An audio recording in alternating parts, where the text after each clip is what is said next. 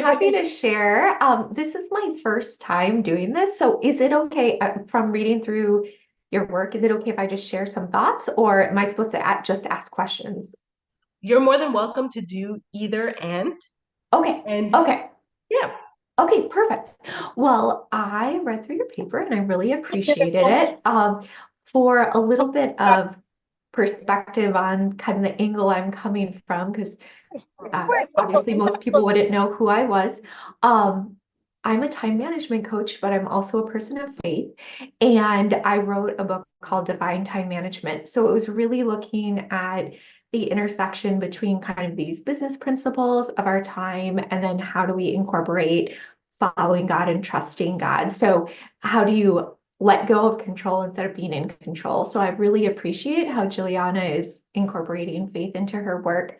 And she obviously couldn't share everything in her presentation that she had in her paper, but I just took notes on a few areas that I just really appreciated about her paper, and particularly in terms of the relevance of spirituality to helping people succeed in the workplace.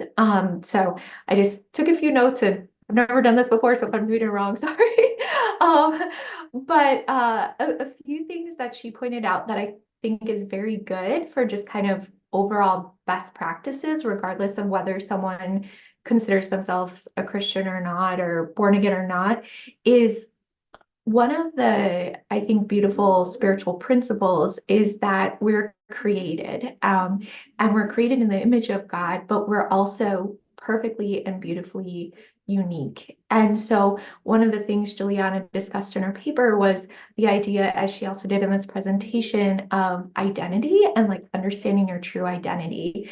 And something that I've really seen and I believe to be true is that the more unique you are, like truly unique, not like rebellious, like, oh, I'm going to rebel and look exactly like all the rest of the people rebelling. My hair is going to look the same, my clothes the same, like my fingernails, it's like, no, like the more truly unique you are, probably the closest you are to your truest self.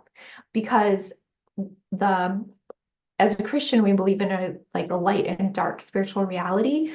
And so the devil or like the darker forces will always want to force you into a mold. So like, you're like a white woman, so you should be like this, or you're a black woman, or you're a white male, or whatever. Instead of saying like, no, like you're a unique created person in the image of God who never has existed and never will exist again. But you have a calling, and in the Bible, it also talks about like we were created for good works prepared beforehand for us to do in advance.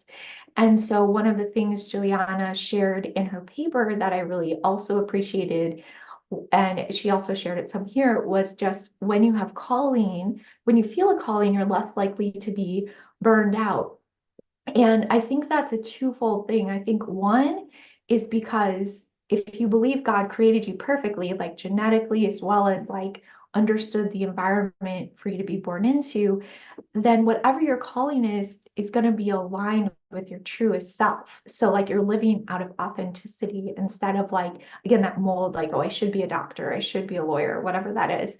And then secondly, what we're looking at is, as also Juliana shared, and I really appreciated that when you have a calling and we're also looking to Jesus, it's not about like, oh, what's going to be the greatest gain to me right now, but that like reliance and trust that as I do what's right, things will work out. And I believe even if there aren't rewards here on earth for whatever I'm doing, there's eternal reward. So I should probably stop there because I've talked a lot, but I just really appreciated her emphasis on not just isolating, like, okay, you have your like brand as an entrepreneur or an entrepreneur, a persona, or like your spiritual self, but recognizing you can have your spiritual identity, your true identity that leads to calling, which then helps you excel in the workplace. So there's, of course, a lot of great points she made in everything, but that was, I guess, the biggest thing I took away.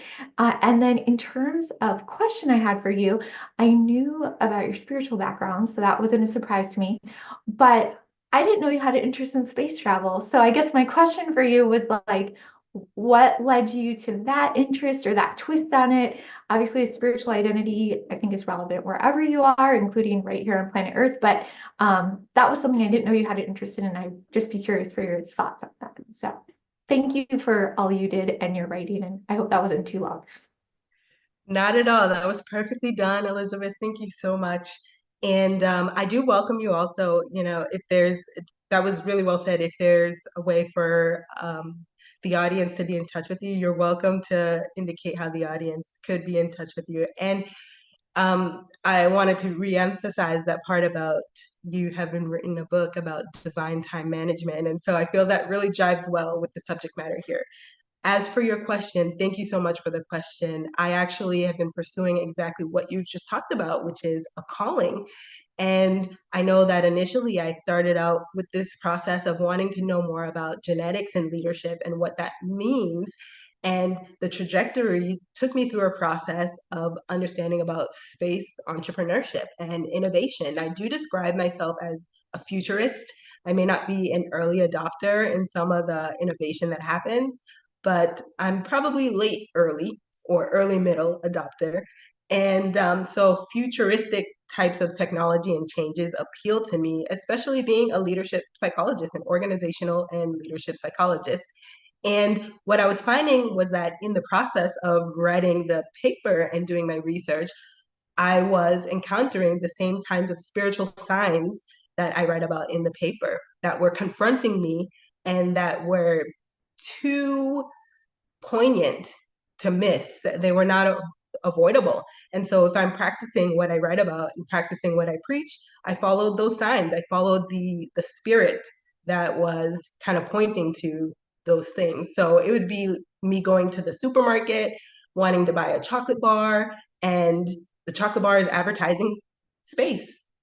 Me going to apartments.com, and apartments.com is advertising space. When I was talking about when I was doing a doc talk on campus, I was telling the audience during my doc talk about I even saw a commercial with Kim Kardashian trying to sell her product, and it was in space. And so I was like, what is this theme about space? I think we are being primed for this space movement. And so I followed that, followed some um, other kinds of just futurist types of entrepreneurs like Elon Musk. And I was learning other things.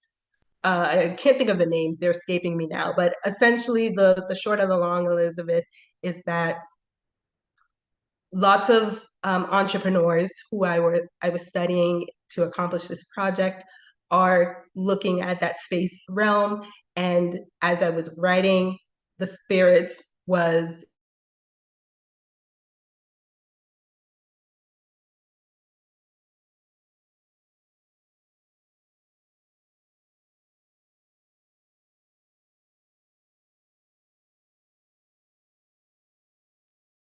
think she might have froze. Jilliana, can you hear us? Oh. See if we can get her back.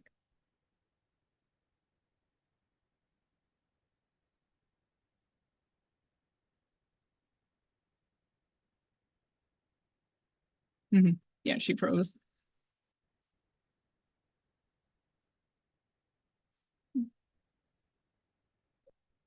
Oh, and we lost her. Unfortunately, hopefully she will be right back. But in the meantime, would the second panelist like to say some words around her work and continue the discussion? Yeah, I'll go. Jim Clouser. I too was thrown a little bit by her leading with the space analogy. It was like very early in the paper. I'm like, what is going on here? But as she developed her discussion, it made perfect sense. And I think visionaries often are ahead of the curve and say things that are most of us normal people consider outrageous. And then as we get farther and farther into it, we find out, no, that wasn't outrageous. That was right on the mark. I really appreciated her discussion about the reunion of science and spirituality. I think the divorce of science and spirituality has led to the deification of science without spirituality, which has given rise to all kinds of false uses of science as truth rather than the search for truth, as she mentioned in her paper. I thought that was really salient and a great point. And I think that as we get further and further into the future, people are going to be forced back to a more spiritual perspective because of the bankruptcy of relying on science solely as the source of truth rather than as the search for truth. So I think the foundation that she's laying here with all of the research she's done is important. And I think society will be pushed in that direction voluntarily or involuntarily because of many of the things she mentioned. So I see her work as being foundational.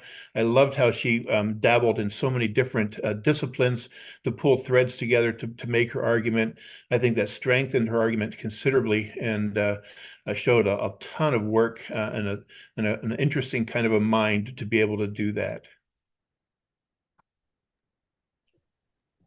Yes. Thank you so much, Dr. Reverend Jim. Sorry, I did leave. Not on purpose, but I got booted out. I'm glad that I'm back, but let's keep going. I have a question. Sure. I understand the leader, the future leader as being the whole holistic leader, embracing spirituality and the higher level of understanding human behaviors and in the workplace. My question is, how do you project, what's your thoughts about how to systemically train the leader to be spiritually inclined for the future type of like futuristic or space, the cosmic kind of leaders that you introduced at the beginning, from the beginning.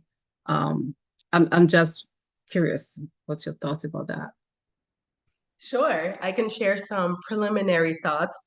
As it goes with, research of this kind, where there's all kinds of things kind of pulled in to make an idea work, a lot of it is kind of like surface level. And over the years, hopefully I'll become more deeply an expert in some of the areas. But I would say let's go back to what already works.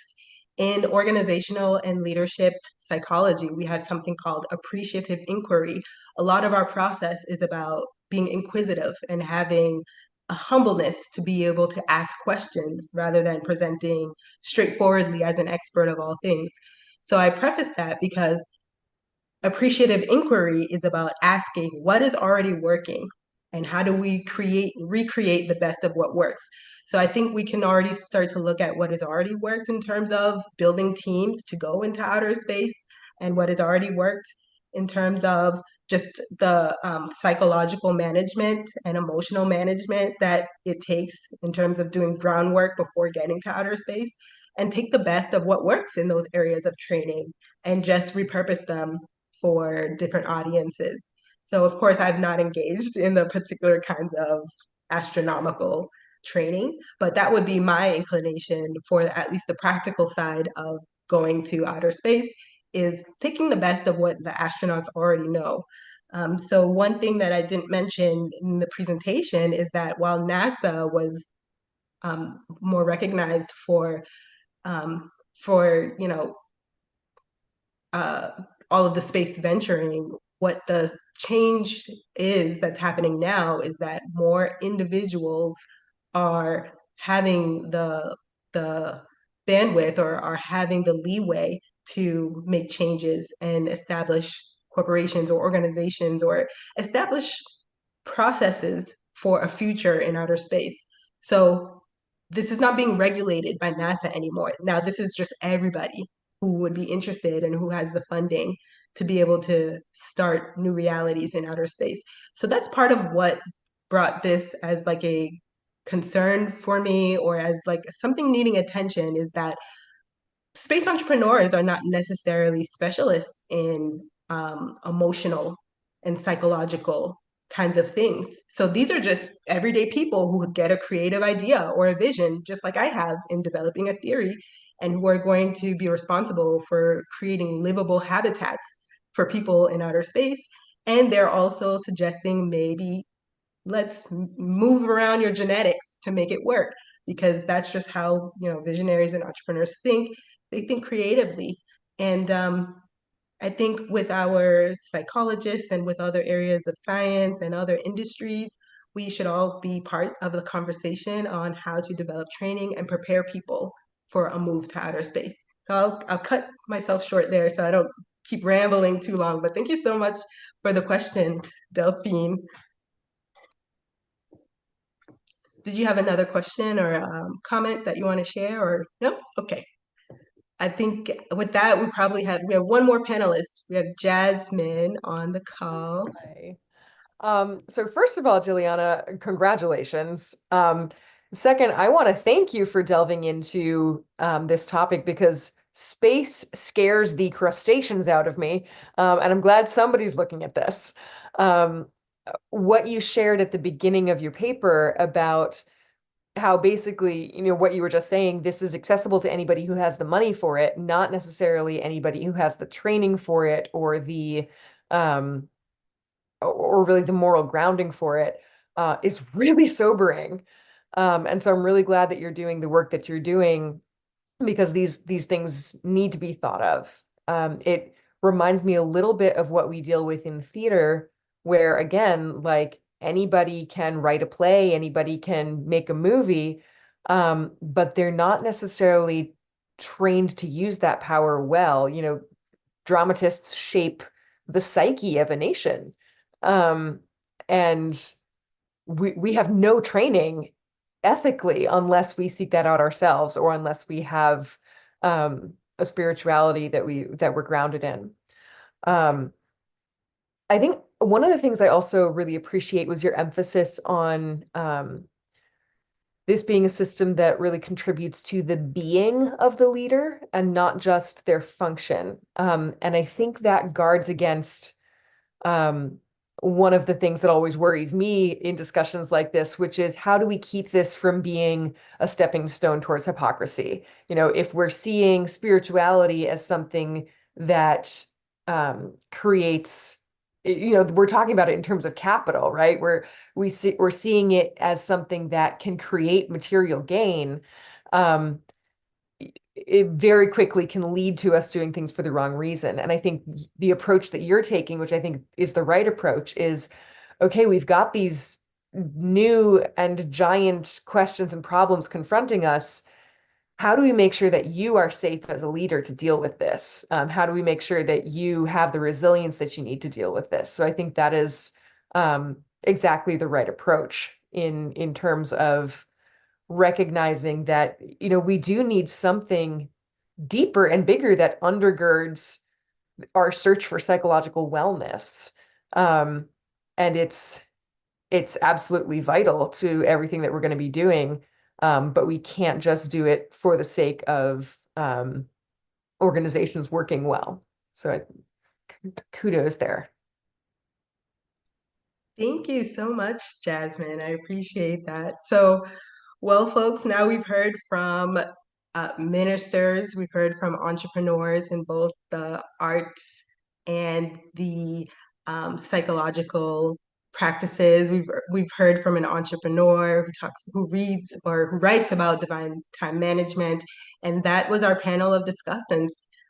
So with that, I think, should I turn it back over to you, Dr. Young, to do the rest? Perfect. Yeah, so I can officially open it to the audience for a Q&A of her model of her work. And if you wouldn't mind, Jilliana, if I could open with the first question.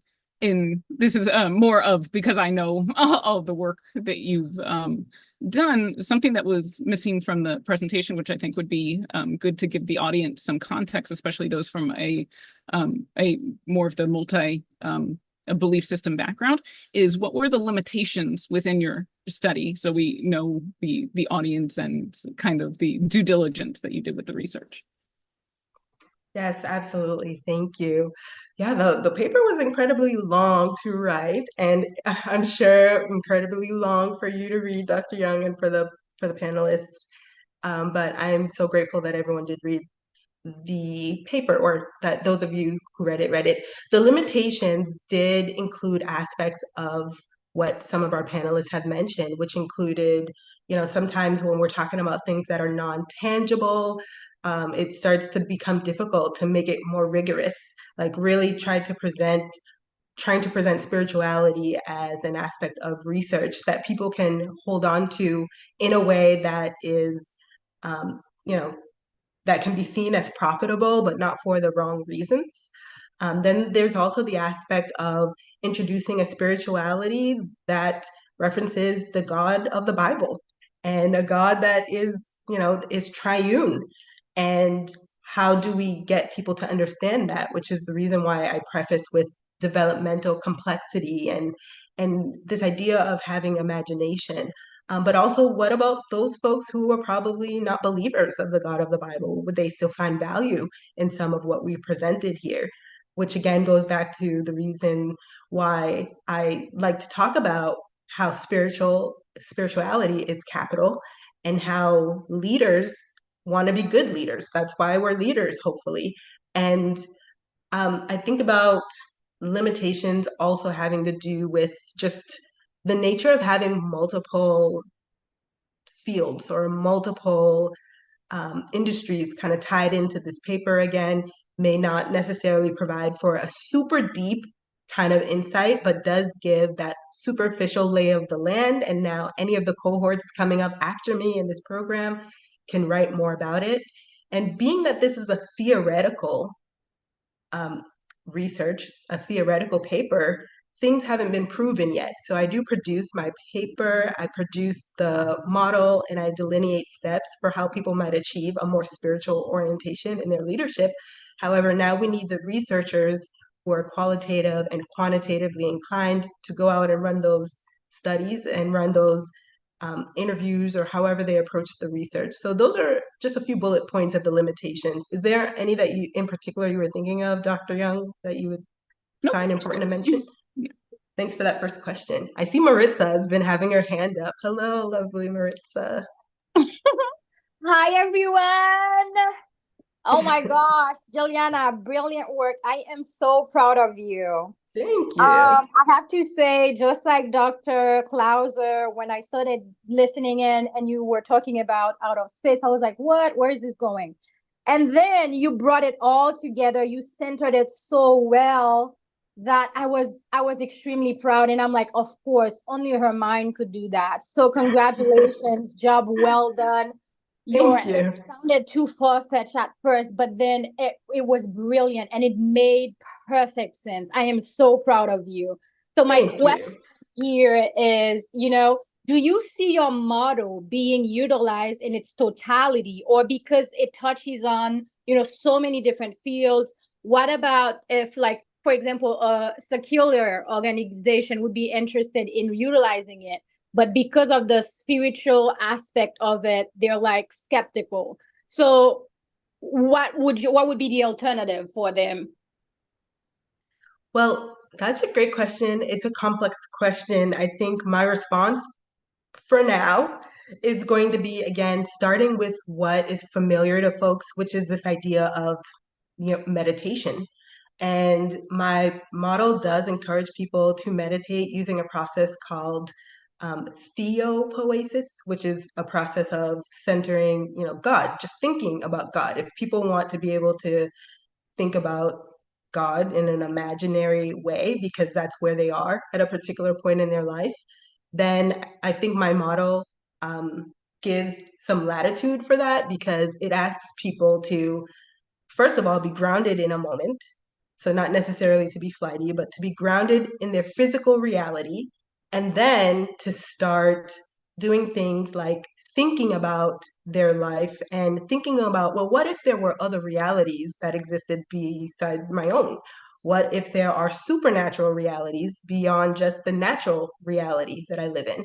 And in that process, people have an opportunity to draw things out, because narrative storytelling is not only about the verbal storytelling, but can you draw things out that are happening in your life or that have happened in your life? So I think with that process, grounding it in some tangible things like drawing and talking about meditation in ways that allow for kind of imagination and thinking about realities other than the one that they live in may help as a bridge into other things, because as a psychologist, I'm trained to help people talk more about that experience and help people talk about their metaphysical aspect of their being. And I think that opens a door, that introduces other avenues for conversation. I couldn't necessarily, so this is part of the challenge, is that I couldn't necessarily direct people into other paths other than the path of, okay, here's the God of the Bible and here's who he represents. But I would allow for the groups and organizations to be able to present who they are and where they fit on the spectrum. And again, from there, engage the conversation and kind of lead them through the process. Ultimately, it's not my job to change the person or the organization, but hopefully the resource will still be helpful, whether or not that they are, believing or not. So hopefully that answers the question, at least for now, Maritza. My response could change as I increase in my own development and as new research comes out. So I see a note here, as people could see it, getting in touch with their intuition. Thanks so much, Elizabeth. Exactly. So there are ways to use the language component, which I talk about in my paper, but I haven't talked about in person here. But there's a lot of coding to demystify, even when you're reading the Holy Bible. That's why there's the complexity involved, because things are not said in a straightforward way. Things are said in a way for you to develop the spiritual muscle, the metaphysical muscle, and the intuitiveness, the knowing. These are all things that we can't touch and feel, but they are a reality. And if we ignore that reality, we're ignoring whole aspects of ourselves that engage the reality. But I think the more that you engage conversations of spiritual nature and spiritual reality, you are developing that muscle, just like developing a physical muscle in the gym. The more you do it, and you acknowledge it as being something real rather than something silly, the more it becomes a muscle, the more it develops. The more we think about imagination as part of a tool, as capital, the more we engage that part of ourselves. Because, to be left brain and to be right brain means to be both analytical and creative. And if you're not using your imagination and your creativity, you're only using half your brain. So there's that. How's that, Marissa? Is there anything more I could say, or is that good for you? Oh my gosh, no, that was perfect. Brilliant. Okay. Thank you. Okay. I wanted to Green? add. I Oh. wanted to add to that, to Marissa's the answer to her question. I wanted to Sure. add the concept of mindfulness as well, which Mhm. is self-awareness. As we become more self-aware, even though it's not quote unquote spirituality, but it's a process towards spirituality, because you Yes. become aware of the higher, not just physiological self, but your thoughts, your emotion. You learn how to be in the now, how to be self-knowing. So all of that can go into that process of developing that spirituality, even though it's not necessarily called the spirituality of the Bible, but psychological standpoint, it's a beginning. And I think even the concept of mindfulness, a lot of people are now using it, more intuitive to it, and it's the beginning of developing that deeper inner sense of self. Exactly. Thank you so much. Dr. Green, I see you raising your hand.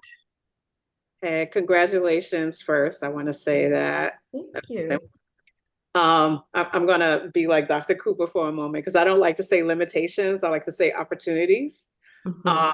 Have you thought about the potential to collaborate with other practitioners who are thinking about spirituality in their work? Because remember, we talked about how your work is focused on the word of the Bible, but there are other multiple, thought processes and belief systems that that can kind of coincide with the work you're doing. So have you thought about that and like collaborating with other people?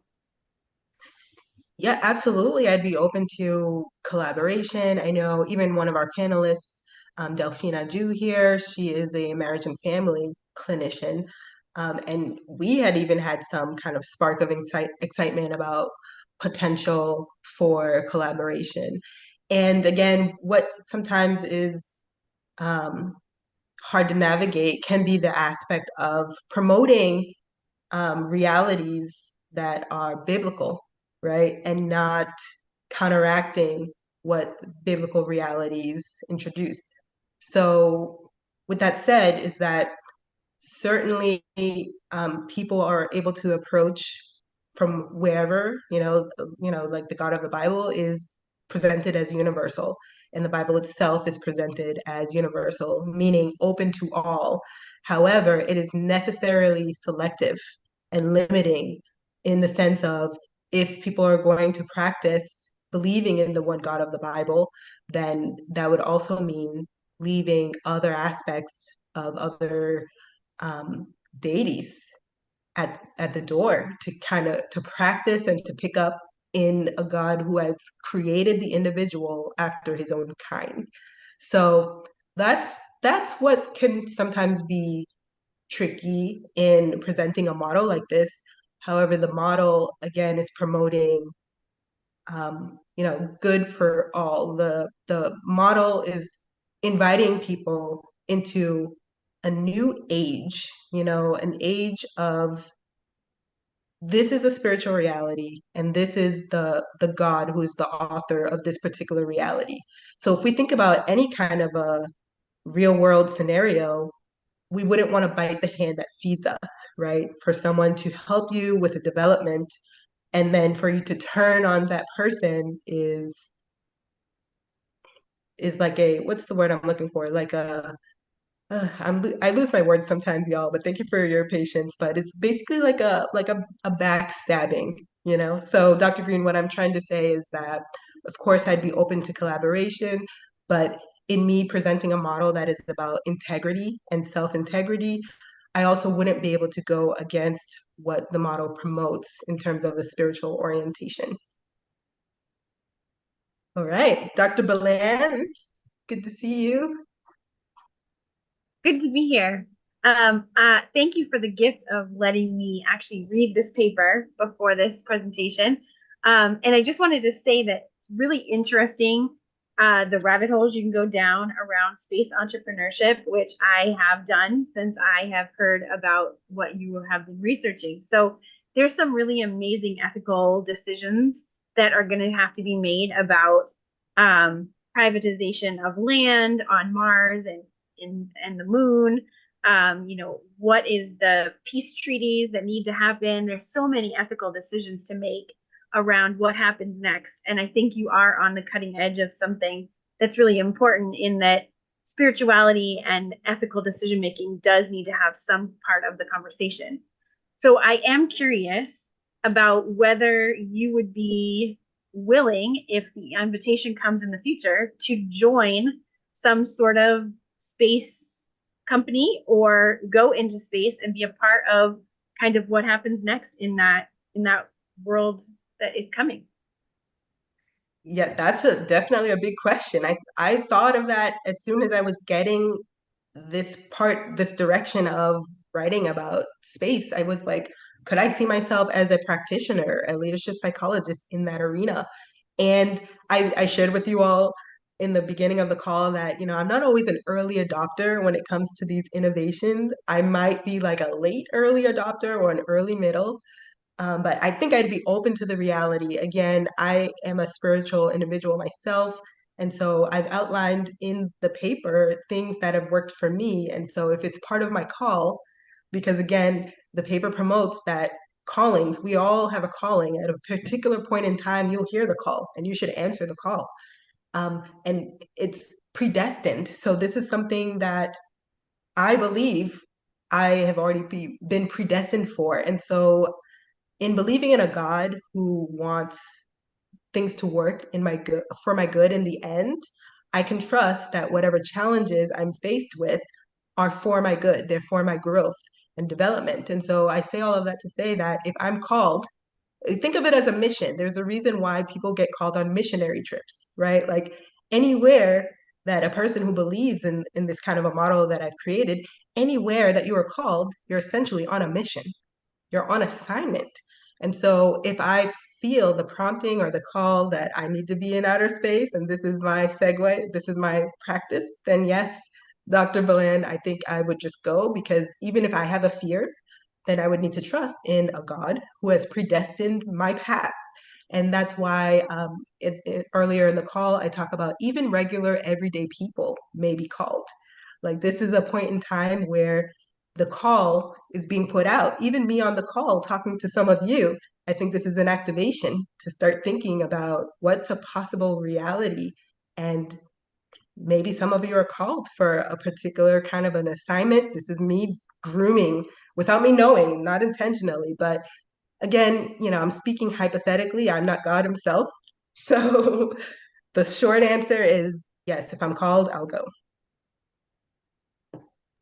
Thanks. Congratulations too. Thank you. I think that's a good, just being mindful of the time and people dropping off. I do want to transition into the congratulations. Please, if anybody has any other questions, if you would reach out to Jilliana. I think if you would put your email in the chat for people, that'd be great. But I would like to say that I had the credit form up here. It just needed my signature and to be sent for you to officially become a doctor. So based on the how you would like to be called to, I would like to introduce our newest doctor to the world, Dr. Jill. And to congratulate you on your accomplishment. And if you also wouldn't mind, Enin and I going first within the congratulations so we can get it out before other people say something. So, thank you, Dr. Young. Thank you, Dr. Rudel.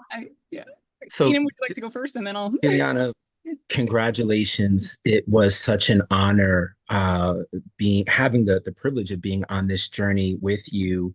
Your research, I have a few notes here. I was literally just taking words that were surfacing for me as I'm listening to you present: innovative, courageous, brave, thought-provoking. The only research of its kind that I've ever seen challenge leadership in the way that you're challenging it, encouraging all of us to think about leadership in a different way, in a way that I find myself continuing to process. So thank you for that. And again, congratulations. Thank you. Awesome Thank you, work, Dr. Rudel. To echo that, it has been an absolute pleasure to be on this journey, and thank you so much for including me. And I love how the bigger the idea is, the more I will jump on board.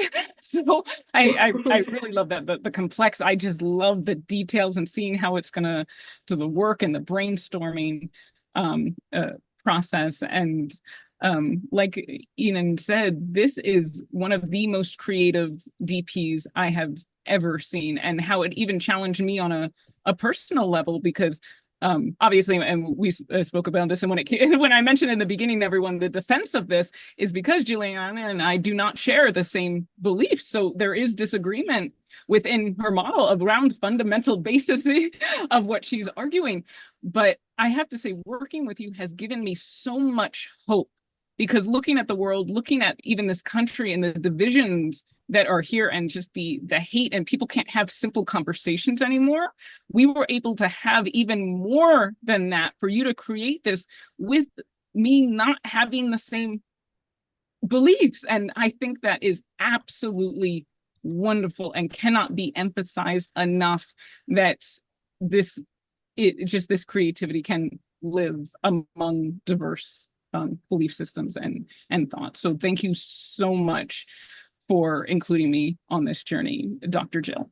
Dr. Jill. Jilliana, my sister. Oh, sorry. Danny, am I speaking over you? I'm so sorry. I got so excited. I know. I will be short. I just wanted to say, you are already living among the stars. Your work is brilliant, and you know how beautiful your mind is. I am so proud of you, Dr. Jill. Job well done. Well done. You gave me so much food for thought. I don't know what I'm gonna do with it, and I love to see it. So, Dr. Jill, congratulations. One of the things that I appreciate with your work is for the fact that you did expand a bit from when you presented from your doc talk, which is phenomenal. I didn't know you would be capable of expanding any more than what you Thank had you. presented originally just a few months ago. But I will say that I appreciate you bringing this forward, this subject matter forward, because as you know, in our time in studying in this program, we do touch on spirituality and the holistic constructs and how that ties in from a psychological aspect and how that affects leaders. So I appreciate that you have taken on this journey, taken on the task of developing a very innovative, transformative dot project, which I hope people will read, dive into more, and be able to ask more questions and do appropriate research, be it quantitative, qualitative, or mixed, following all of the theoretical constructs and foundation that you set forth. Congratulations again, my dear friend, my fellow cohort. Welcome to the Doctors Club. Thank you, Dr. Henry. I didn't get a chance to invite all of the discussants to drop their contacts in the chat if other folks wanted to hear more about their specialties as well, but I just had that thought there. I know a couple of them have left, but thank you so much. And Dr. Young, Dr. Rudel, you really made my paper and the experience that much more lovable because even with what you mentioned, Dr. Young, about some of the aspects that maybe you didn't agree with, all of those things are what helped the paper to become better because it helps me to have a view of my shadow side, which is something that we talk about in leadership psychology. You can't always see what's in your shadow necessarily, but talking with one another helps to expose that. So thank you so much, Dr. Rudel, Dr. Young, and I'm glad to see that some of the discussants are placing things in the chat for anyone who might be interested in learning more about how they engage spirituality in their entrepreneurship practices and in their therapy, their clinical work. Yeah, thanks everyone for staying on with me this long. I so appreciate it. I'm highly grateful. My two sisters are on the call here. Want to give them a shout out. I see my aunt on here. I see some cousins. Thank you so much for showing out, everyone. Not all of you may know this, but Jilliana is also an amazing actor. And acting skillfully requires integrating all those multiple levels of the self. And so she's somebody who really knows what she's talking about when she talks about integrating the self, both as a leader and just as a person. Congratulations, Dr. Jill. Thank This is you. so cool. Thank you, Jasmine. I have been in a couple of Jasmine's productions. She's an amazing movie writer and playwriter, songwriter, all the things. Liturgist. I don't even know if I have all the right terminology, Jasmine. I'm trying to say good things about you is what I'm trying to do here. So thank you so much thank you for attending. Thank you for discussing. Thank you for reading. And thank you for your shout out. And just thank you so much for inviting us. It is just such a privilege. Oh, my pleasure. I'm honored. I'm honored. Hey, congratulations. Oh, thank you. Thank you, Dr. Tuesday. Thank you, Dr. Tuesday. I just want to say, because it's being recorded, I know some of the current students have dropped off, but I think that you're a really good example of someone who did their doc project talk at residency and then took some of the feedback, and Dr. Henry started to talk about this, took some of the feedback and integrated it into what you are calling your final project.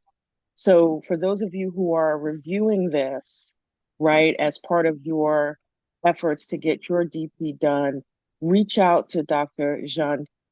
Jean-Charles. I can say it now. Dr. Jill. And just connect with her around how she did that, because it's a wonderful example.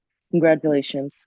Thank you. It's true. I did 2 doc talks, and absolutely everyone who has attended those doc talks, thank you so much, because again, you gave me more to really play off of, to be challenged by, and I am highly appreciative of that.